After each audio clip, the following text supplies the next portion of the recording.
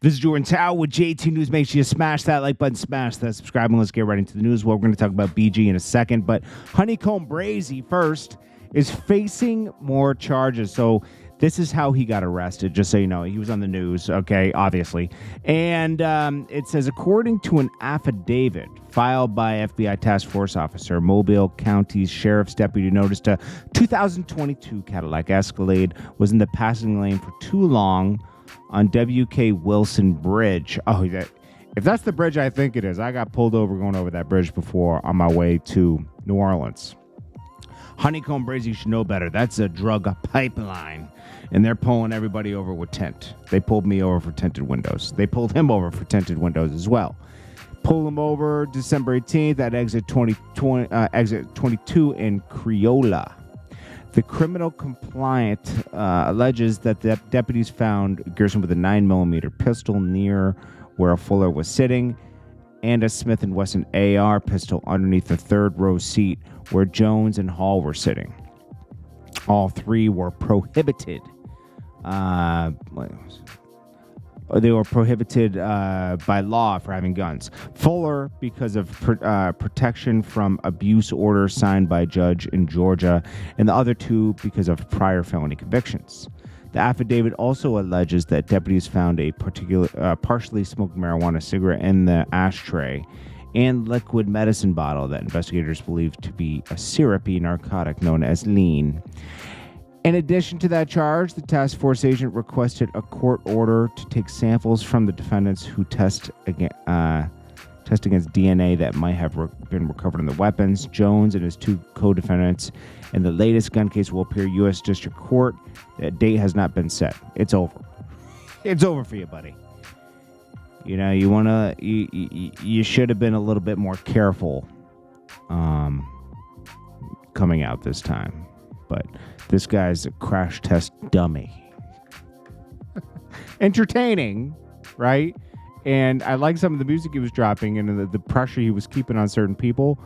But some people also can't get out of their own way, you know, unfortunately, for HoneyKomb Brazy. Because I'm sure he could have had a pretty successful career, but he didn't move appropriately. I mean, Gucci Mane went to jail for 3 years, remember? Gucci Mane was always in and out of jail, just like HoneyKomb Brazy was. And eventually turned his life around. But, like, HoneyKomb Brazy didn't even get, like, a year or two run, you know? He just... So we heard BG on... Man, I got to give this guy credit, man, like I did last time. I just want to make sure I give people credit. Because he did the interview with BG. And I had it somewhere else. Man. Okay, so anyways. I'll find it while I'm talking. So BG did this interview. And he spoke on the allegations against him right now. And basically said, hey, the people that matter most... spoke on the whole thing. Here it is. It's Pop Austin Media and at RIEMOH Remo. I think that's the guy's name that's on that station.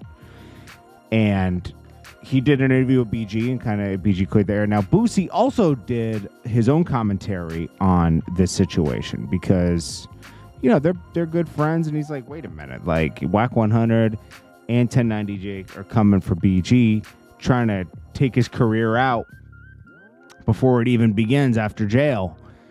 And this guy BG did 14 years, and this isn't the situation where it's like Birdman's brother, what's his name, Torrance what's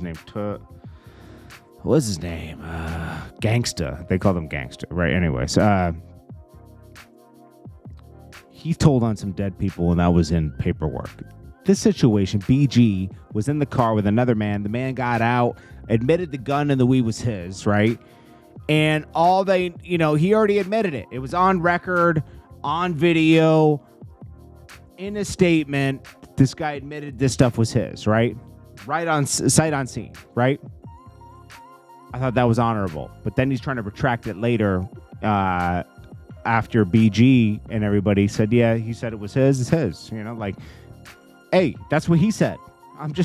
They just repeated what he said. You know, they could have played the game where, I don't know whose it is, you know, and then everyone gets charged with it. But I thought it was honorable. The guy said it was his, you know. Obviously, he thought differently about it a couple years later and tried to label BG's. Now, BG caught another case like a couple months later and went to jail for 14 years anyways, you know. But anyways, Boosie says this. Snitch, you done 13 years, 14 years. Get the fuck out of here.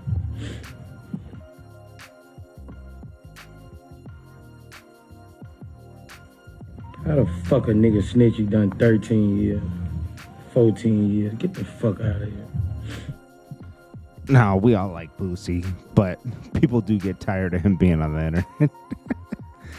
But this has to be defended. You know, it's not right to BG.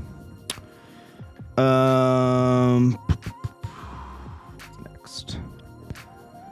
And then, you know, as we see, Boosie has his mom back around him. He wasn't messing with his mom for a while because she's messing with his brother and he thinks his brother's stealing from him and doing this.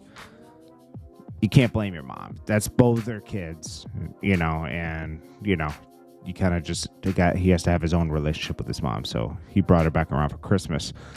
He should really have a sit down with his brother, but I think he has a personal issue with his brother. It's beyond business. It's from childhood. So,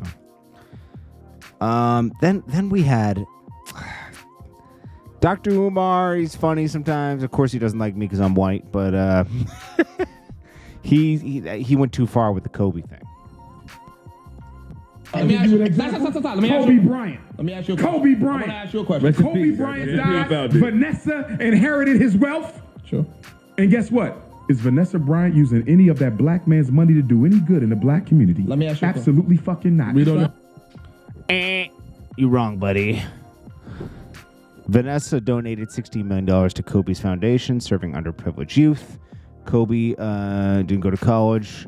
Why is he responsible for HBCUs? Kobe was founding member of African Museum History Museum and gave millions to that. Marvin Hagler's widow went on record saying he did not pass from the shot. What is this? I don't know what that is. That was a three-way partnership with Nike Basketball for the teams to wear his shoes. Dr. Umar's just wrong on this. This was from Sneaker Fetish. But, you know, Dr. Umar has a war on anyone that's not white. I mean, I'm sorry, not black.